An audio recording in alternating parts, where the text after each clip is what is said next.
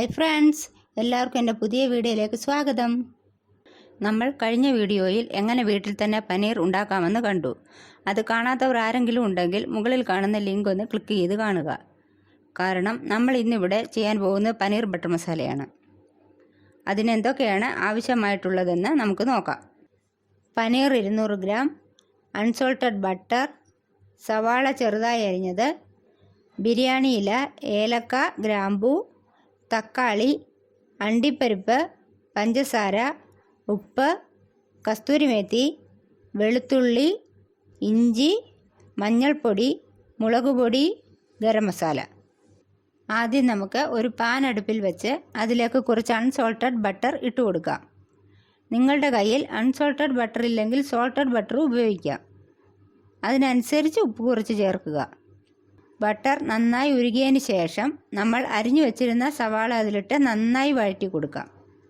സവാളയുടെ നിറം ഒന്ന് മാറണം, അതുവരെ നമുക്ക് വഴറ്റാം.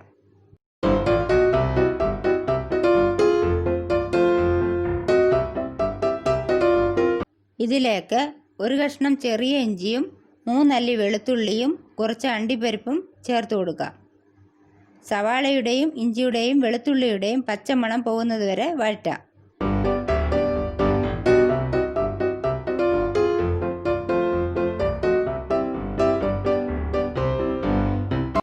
ഇനി ഇതിലേക്ക് നമ്മൾ അരിഞ്ഞു വെച്ച തക്കാളിയും കൂടി ചേർത്ത് കൊടുക്കാം.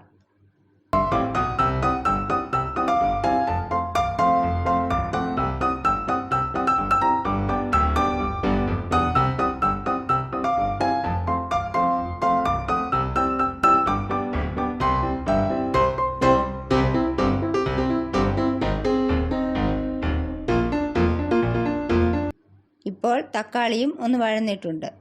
അടുത്തായി നമുക്കിതിലേക്ക് 2 ടീസ്പൂൺ മുളക് പൊടിയും 1/2 ടീസ്പൂൺ മഞ്ഞൾപ്പൊടിയും ചേർത്ത് ഒന്നുകൂടി ഇളക്കി അതിലേക്ക് ഒരല്പം വെള്ളം കൂടി ഒഴിച്ചു കൊടുത്ത് നമുക്ക് ഇതൊന്ന് അടച്ചു വെക്കാം.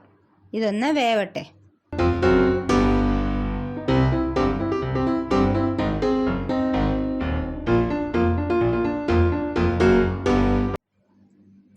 ഇപ്പോൾ നമുക്ക് അടപ്പ് തുറന്ന് നോക്കാം. നമ്മൾ ഒഴിച്ച വെള്ളമൊക്കെ നന്നായി വറ്റിയിട്ടുണ്ട്. ഇനിയും ഇത് നന്നായി ആറിയതിന് ശേഷം മിക്സിയിലിട്ട് അരച്ചെടുക്കണം. ഇപ്പോൾ ഇത് നന്നായി ആറിയിട്ടുണ്ട്. ഇനി നമുക്കിത് മിക്സി ജാറിലിട്ട് നന്നായി അരച്ചെടുക്കാം. ഇതിൽ തക്കാളി ചേർത്തതുകൊണ്ട് ഒട്ടും വെള്ളം ചേർക്കേണ്ട ആവശ്യമില്ല. അടുത്തതായിട്ട് നമുക്ക് അതേ പാനിലേക്ക് 2 ടേബിൾ സ്പൂൺ ബട്ടർ ചേർക്കാം.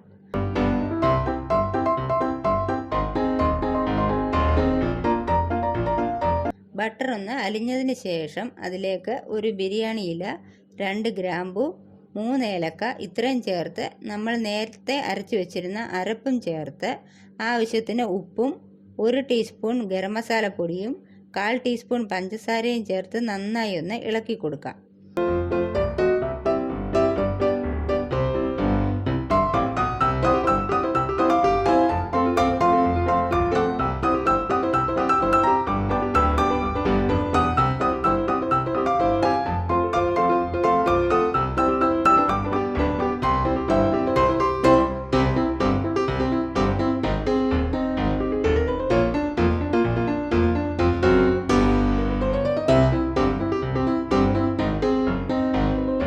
ഇനി അതിലേക്ക് നേരത്തെ എടുത്തു വെച്ച പനീർ ചേർത്ത് കൊടുക്കാം.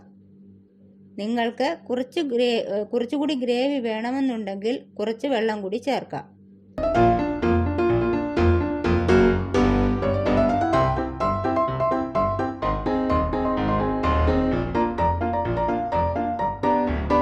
ഇനി നമുക്കതിലേക്ക് കുറച്ച് കസ്തൂരി മേത്തി കയ്യിൽ വെച്ച് ഒന്ന് ക്രഷ് ചെയ്ത് ഇതിൻ്റെ മുകളിൽ വിതറാം.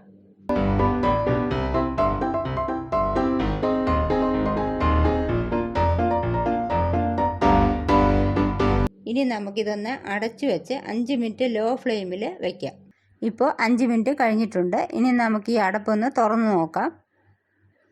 വെള്ളമെല്ലാം വറ്റി നല്ല പാകമായിട്ടുണ്ട്. പനീർ റെഡി ആയിട്ടുണ്ട്.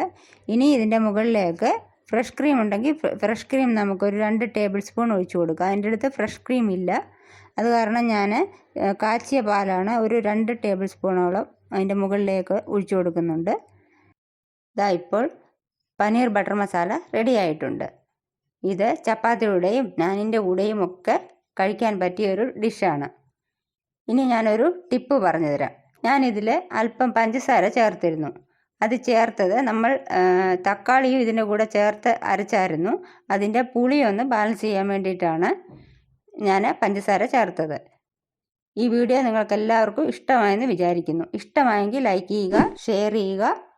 എൻ്റെ ചാനലൊന്ന് സബ്സ്ക്രൈബ് ചെയ്യാനും മറക്കരുത്.